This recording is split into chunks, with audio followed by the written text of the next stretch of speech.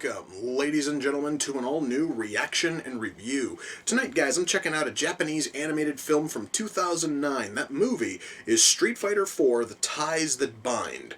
Now, I should say, straight up, I'm not the biggest fan of Street Fighter. In fact, the last good Street Fighter game I played was probably Super Street Fighter 2 on the SNES. That really was the last good Street Fighter game I found. I really never cared about 3 or EX or Alpha or any of the other crap that came afterwards. So I know a lot of you are going to ask, then why the hell are you even bothering with this thing? Well, it's because I bought this, and I bought it for the Street Fighter 2 animated movie, which has always been amazing, as well as the infinitely cheesy early 90s Street Fighter animated series, which is just absolutely hilarious to watch. And it has Street Fighter 4: The Ties That Bind on it, so what the hell, I might as well see if the thing is, any good. I have no idea what the plot is, but I have heard people speak very positive of this thing, so I'm certainly hoping that it is at least watchable. And the only way I'm going to find out if it is if I shut up and I push play, and I'm going to do that right now. So, without further ado, it's time to kick back, relax, and check out Street Fighter 4: The Ties That Bind.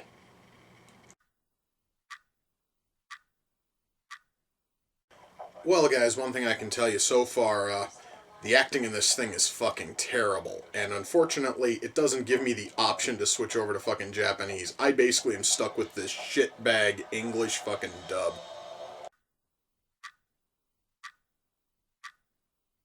Okay, I've got kind of a stupid question. Just bear, with me. How the hell does anyone know that Ryu even has this weird, power that apparently is lying dormant within him?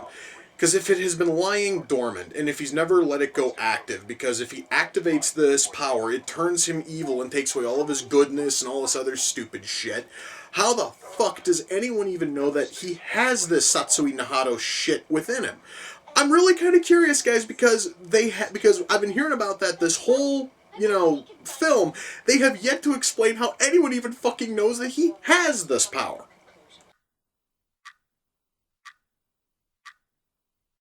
So, let me see if I understand this then. Ryu's new stupid power, which apparently has been lying dormant in him this whole time, and everybody knows about it, essentially turns him into kind of the Hulk, in terms of just becoming a senseless, ruthless machine of violence. And he comes down exactly like the Hulk too, as soon as he calms, down, the whole thing stops. And even though this power was in him his entire life, it's never popped any other time during any other fight Ryu has ever had. This guy's just turning into a glaring plot hole, and it's becoming a really stupid plot hole at that.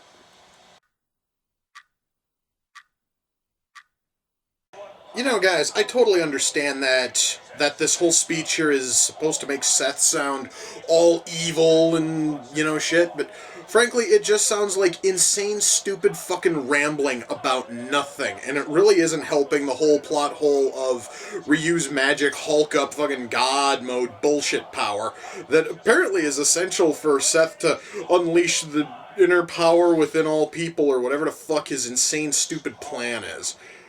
This thing, guys, is actually starting to grow a little bit tiresome. I'm kind of happy that it's almost done. Well, guys, that was Street Fighter 4: The Ties That Bind. Let me shut that off. Okay. Oh my god, where to start? Writing. Okay, before I get started, I'm going to say, I'm going to try to not talk about what I bitched about earlier. I'm just going to mention it here, and then I'm hopefully not going to mention it any further. The whole plot point, which really is the whole plot in and of itself, is this whole thing about this mystical, dark, evil power inside of Ryu, which is dormant his entire life, and he apparently has been spending unfriggin' told amount of time fighting to keep it under friggin' wraps. And it pops off as soon as he gets mad, which means that it's really something that should have popped off long ago, because he's a professional fighter who has had to fight evil various people and organizations for years. But all of a sudden, this thing is all of a sudden a threat, and it makes no sense in terms of general Street Fighter canon. I cannot believe I'm complaining about not really, meshing with canon to a franchise I don't even care about. But this thing was a fucking stupid point to work in, and it's only put in there because if we don't have it, then we don't have a story. Because the whole thing is that Seth is looking for Ryu because he wants to use Ryu's power in order to do this stupid little, like, weaponized thing of his where he's going to turn people into basically hitmen who are able to tap into this god mode, Hulk up evil bullshit power that Ryu has, and I guess make their cells burst or something, because that's like a side effect to it, or maybe it's supposed to happen after they kill their target. I don't fucking know. Nothing here is properly explained, guys. The writing here is incredibly poor.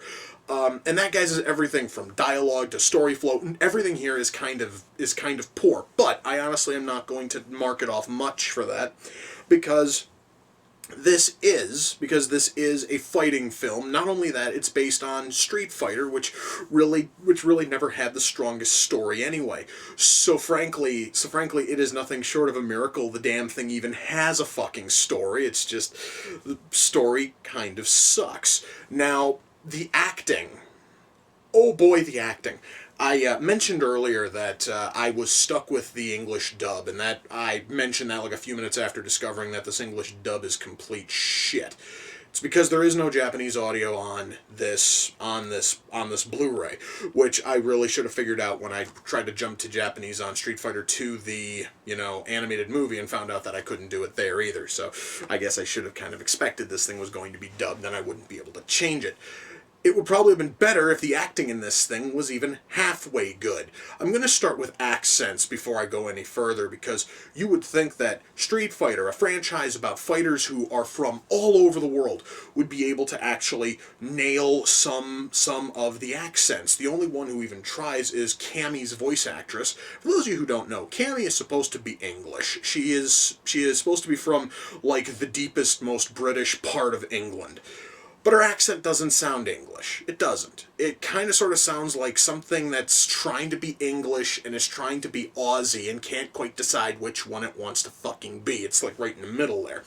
And Cammy has an entire squad of troops who also are trying to nail a, English accent, and they also fall within that English-Aussie, like, middle ground.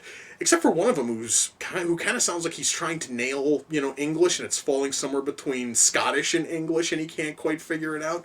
But none of them are actually nailing anything that sounds like a proper English accent, which is kind of sad. The only other thing we have that comes even close to an accent is Sakura, who has no accent at all, insists on using Japanese honorifics on everybody's names. And it just sounds wrong when people use Japanese honorifics and they're not speaking Japanese. It just sounds stupid.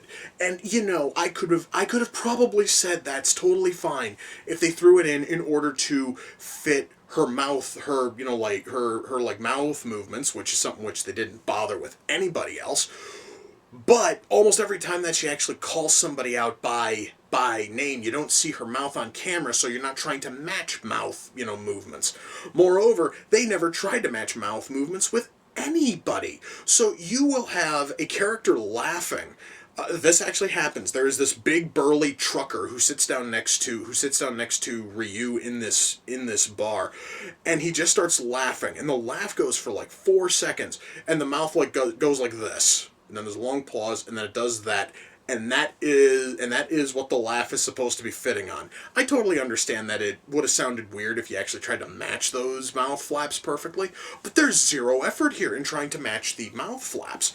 And it seriously, guys, is almost shocking when somebody's dialogue actually kind of matches the mouth flaps a little bit. It just looks sort of weird, and the fact that there was no effort put into that shows that this thing was very poorly directed in terms of getting the dub done. But now I have completely jumped off, track. I was talking about accents earlier. What about actually acting? Well, most of the cast here don't really seem to care about being here. The worst instance is whoever the hell they cast as Ken. Ken, very early on in the film, according to characters, they have to tell us this because the actor obviously didn't fucking care enough to show it in his voice. But Ken is supposed to be uptight, but he doesn't sound uptight. He seriously sounds as if the sleeping pills are about 5 minutes from kicking the fuck in. He sounds like he's about to fall asleep. And even when Ken has to yell, the actor does certainly yell, but he still sounds bored, and he sounds as if the character is about to fall the fuck asleep. And it doesn't matter if Ken is supposed to be uptight, angry, sad, pissed off, or even smiling. He always sounds bored. He always sounds tired. It just sounds awful. And everybody else here just basically are not trying much. I mean, everyone else at least is putting in some level of effort and trying to actually put feeling into their characters' voices. Unfortunately, they also sound as if they're reading these lines for the very first time. So even though they are attempting to put feeling into it, they're not trying that hard because they're trying to just get the fucking dialogue out.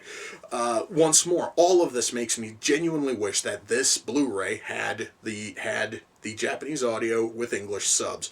That would probably have made this whole thing a hell of a lot more watchable. It probably wouldn't have made it any, less stupid, but it would at least have made it a bit more, enjoyable. So beyond acting and beyond the writing, I'm going to tell you this much, guys. Animation here, the animation and the art style, all of that looks fantastic. Lighting effects that were put into this thing and CG which is used all looks awesome.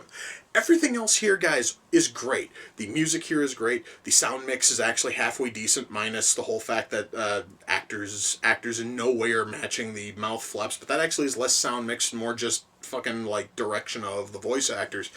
But anyway, guys, like, beyond that, like, music, sound mix, lighting effects, CG, everything else here is awesome, but this whole thing is brought down in a big fiery crash because the story borders on not even being there, and the acting is complete shit. So guys, when all is said and done, there's no way I can possibly recommend Street Fighter for the ties that bind unless you are a die-hard Street Fighter fan, and I am not one of them. I seriously believe that the last seriously fun game was Street Fighter 2, and the only reason why I even bought this thing was for the Street Fighter 2 animated movie and the 90s Street Fighter series. Now, other people will totally tell you that Street Fighter 4 the ties that bind is awesome. Most of those people are probably die-hard fans of the series and will love almost anything that is Street Fighter which, comes out, and that's totally fine. Rock on. However, if you are not a fan of Street Fighter, this thing is probably not the best way to get yourself into, the series, because this is rather, bad in terms of writing and acting, and it's those two things that actually take a film which honestly otherwise looks and sounds awesome and just makes it a like 60-minute bore. Now that actually is a positive though, is that even if you're not a fan of Street Fighter and you do decide to watch this, at least on the plus side, it is short. The movie's only about 63 minutes long. You can totally sit down and watch that, and you're not going to feel like a whole lot of time has been wasted. And also, I do want to stress this. This also is not the worst Street Fighter thing I have ever seen. That honor will always go to Street Fighter: The Legend of Chun-Li, because that thing was fucking garbage. At least this thing was pretty looking garbage, but still it was kind of shit. But if I had to pick between this and The Legend of Chun-Li, I would take this thing any fucking day, because at least it's a little bit better. Now, as I said, this also has the 1990s Street Fighter animated series, which also happens to be on the same disc as Street Fighter for the ties that bind. I'm going to watch a few episodes of that, because frankly, the acting in those things is a hell of a lot better than what I saw here. The writing, honestly, is not a whole lot better, but at least the acting is worlds better, and right now I need some decent voice acting to kind of balance out the shit I had to listen to for the last 60 minutes. Anyway, guys, with that, we come to the close of another reaction and review. Until next time, ladies and gentlemen, take care, and I will see you all in the near future. Peace.